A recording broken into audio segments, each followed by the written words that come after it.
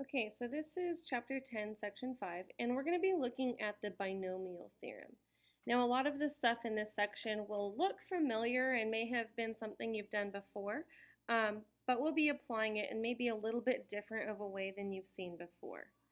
So we can talk about a binomial coefficient, and what that means is if we have a binomial like we see down here, we want to look at what the coefficients of the terms are when we expand that binomial as far as we can. Okay, so the way we would read this is n above r. Okay, and the other way we might say is n choose r. That's another way we might phrase this. And this is the formula that we see here. And notice that it's the same formula for combinations.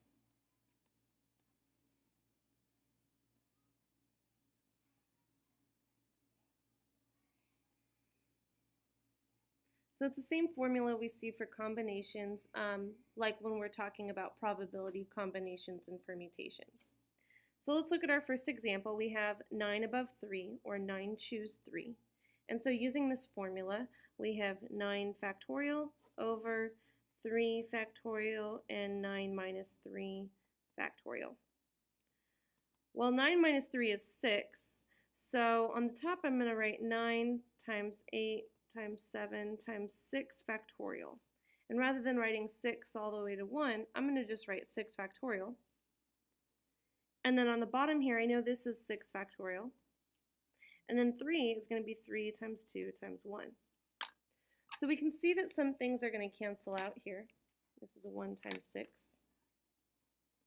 6 factorials cancel, 3 and 9 can reduce, and 2 and 8 can reduce.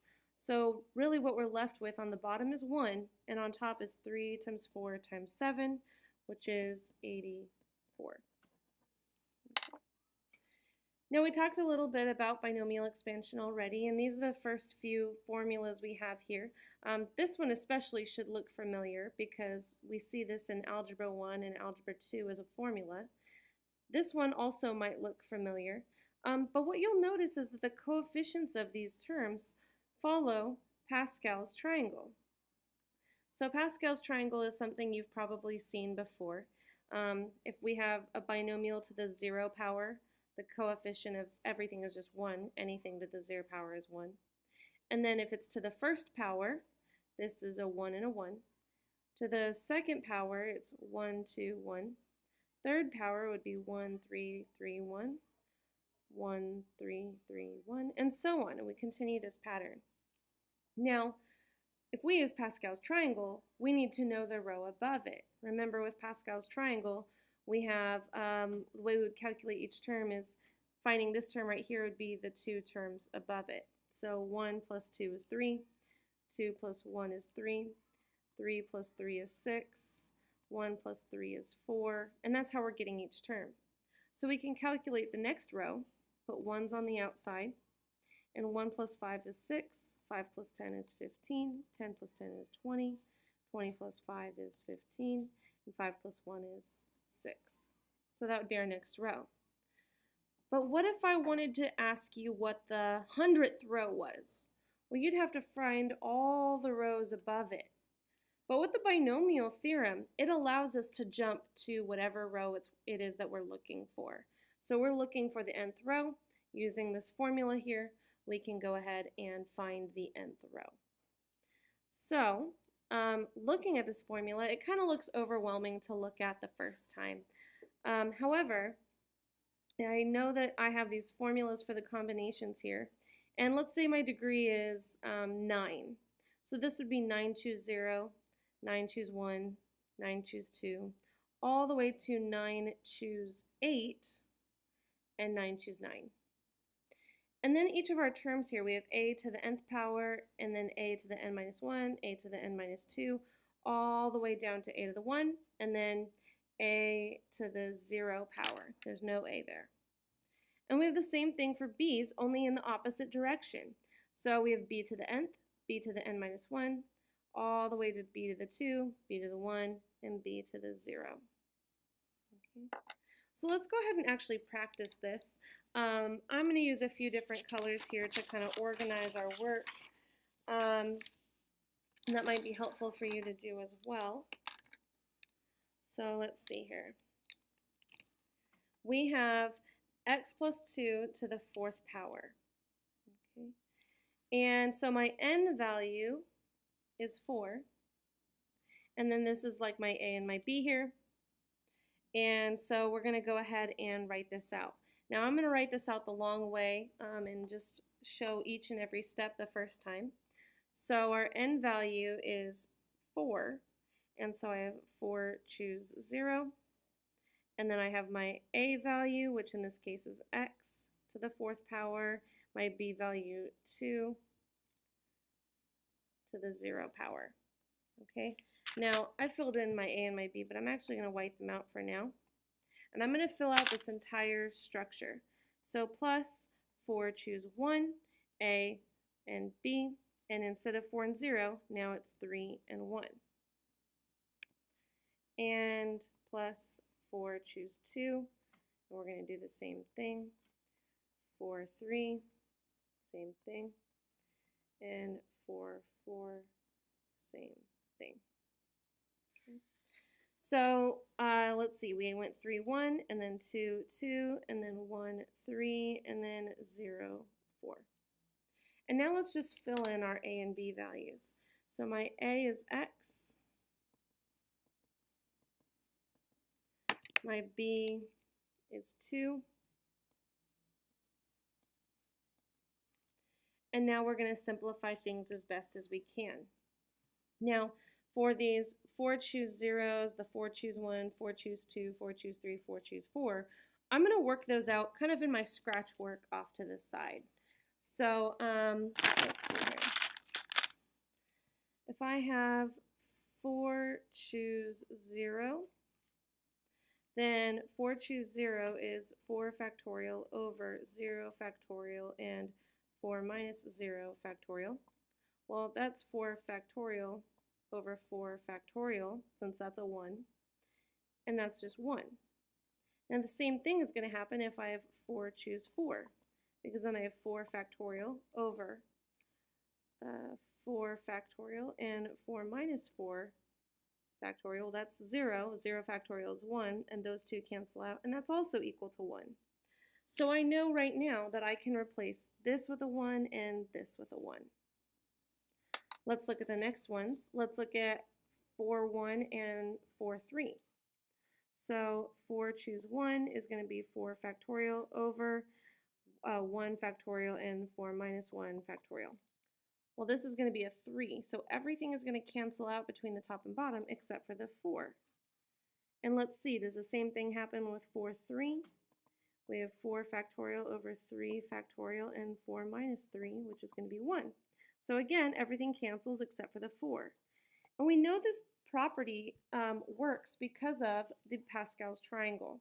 So notice that we have a 1, 4, 1, 4, and so that's like what we have right here, 1, 4, and 1, 4. So we know this middle one is also going to be a 6. Okay. Now, it works out nicely because we're not too far down Pascal's triangle, so I can just use that. But if I had maybe to the 40th power, I'm not going to use Pascal's triangle. So let's go ahead and continue evaluating here. I have x to the 4th power. That's just x to the 4th. And then 2 to the 0 is just a 1. X to the 3rd is just x to the 3rd. And 2 to the 1 is 2. Then I have x squared, and that's just x squared. And 2 squared is 4. X to the 1st is just x, and 2 to the 3rd is 8. X to the 0 is just a 1, 2 to the 4th is 16.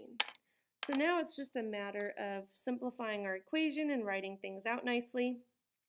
So 1 times 1 is 1, times x to the 4th is just x to the 4th.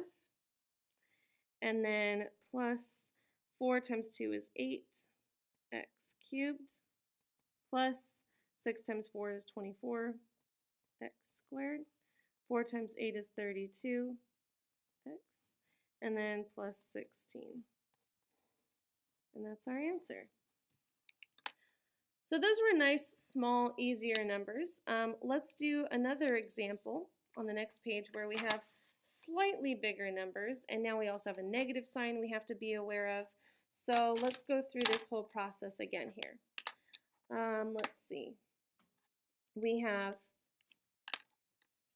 2x minus y to the 5th power. This is our n value. And so let's structure this again. So we have 5 choose 0, and then 5th power, 0 power, and then plus 5 choose 1, plus 5 choose 2, plus 5 choose 3, plus 5 choose 4, plus 5 choose 5. Okay, so I'm going to zoom out a little bit so we can see everything. All right, and 5 choose 0, 5 choose 1. We've gone over how to calculate those, so I'm just going to go ahead and fill those in. 5 choose 0, just like we saw before, is a 1. Last one is a 1. This is going to be 5. This is also going to be 5. Hopefully you're starting to notice that always a 1 and always whatever the n value is. And then we start to increase here, and these are both going to be 10. And then here we have 5 to the 0, so then 4 and 1, 3 and 2, 2 and 3, 1 and 4, 0 and 5. And now we're just filling in our a and b values. Our a is 2x.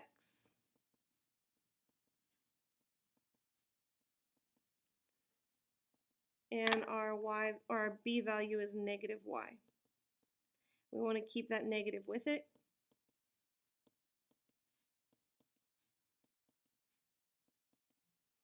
Okay. And now we can simplify things here. So let's go ahead and start simplifying. 2x to the 5th power becomes 32x to the 5th. And negative y to the 0 is just a 1. And then 2x to the 4th becomes 16x to the 4th. And this becomes a negative y. This becomes 8x cubed, and this becomes y squared. This becomes 4x squared, and this is negative y cubed. This is 2x, and this is y to the 4th, and this is a 1, and this is negative y to the 5th. So now it's just a matter of simplifying things. 1 times 1 times 32x to the 5th is 32x to the 5th. Here we have a negative, so that's going to be minus here, and 5 times 16 is 80, x to the 4th, and then 10 times 8 is 80 also. Oh, this should have a y on it. And then negative sign again, minus, and then we've got a 4 times 10 is 40, and we've got x squared y cubed, plus 10, 5 times 2, and then x y to the 4th, and then minus y to the 5th, and that is our answer. Okay. Now you can see that these expand pretty far. I won't give you anything probably bigger than maybe a 10 or 11 here, but that can still get pretty large. All right, and I don't think I have enough time in this video to get our last question in, so we'll do part 2 in the next video.